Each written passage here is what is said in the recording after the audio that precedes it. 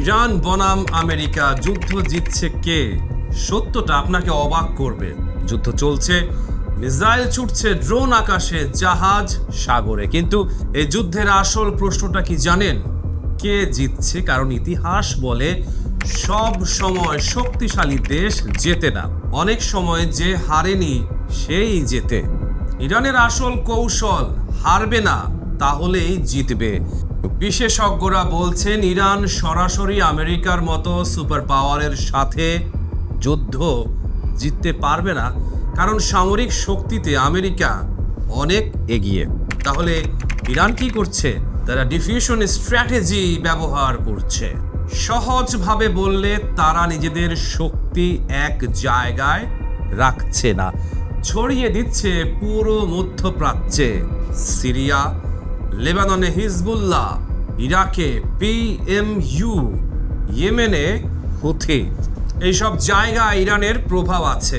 এর মানে কেউ যদি ইরানকে আক্রমণ করে তাহলে একসাথে অনেক ফ্রন্টে যুদ্ধ শুরু হয়ে যাবে।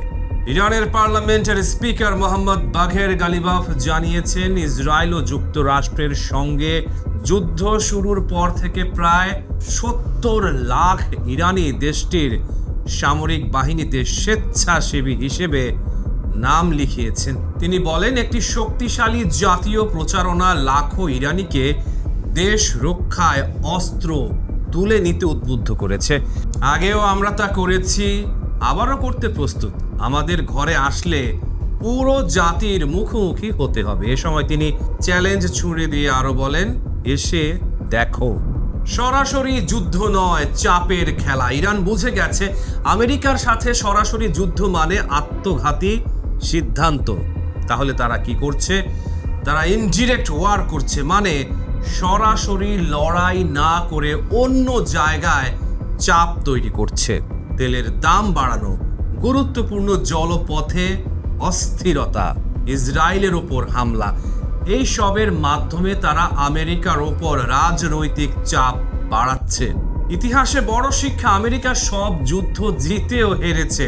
একজন সাবেক মার্কিন সামরিক কর্মকর্তা খুব গুরুত্বপূর্ণ একটা কথা বলেছেন, উইনিং বাই নট লুজিং, মানে হারবে না তাহলেই জিতবে।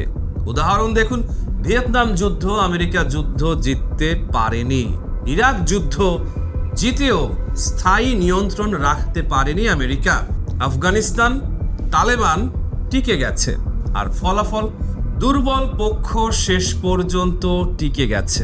আমেরিকার সমস্যা, শক্তি আছে কিন্তু পরিকল্পনা নেই। এখানেই বড় প্রশ্ন, আমেরিকার লক্ষ্য কি? প্রথমে ছিল রেজিম চেঞ্জ বা সরকার বদলানো, কিন্তু এখন সেই লক্ষ্য আর বাস্তবসম্মত না। স্পষ্ট কোনো রাজনৈতিক পরিকল্পনাও নেই। ফলাফল সামরিক শক্তি আছে, কিন্তু কোথায় থামবে সেটা পরিষ্কার না। যুদ্ধের ভয়ঙ্কর খরচ। এ যুদ্ধ শুধু বন্দুক মিসাইলের না, এটা অর্থনীতিরও যুদ্ধ। মাত্র 6 দিনে খরচ $11.3 বিলিয়ন। 16 দিনে ড্রোন মিসাইল ঠেকাতে $26 বিলিয়ন। এক একটা টমাহক মিসাইলের দাম $3.6 মিলিয়ন। এখানে ইরানের কৌশল কাজ করছে। তারা কম খরচে বেশি চাপ তৈরি করছে, আর আমেরিকা বেশি খরচ করে প্রতিরোধ করছে। নতুন বিপদ, হুথি ও সমুদ্র অবরোধ। এখন পরিস্থিতি আরো ভয়ঙ্কর।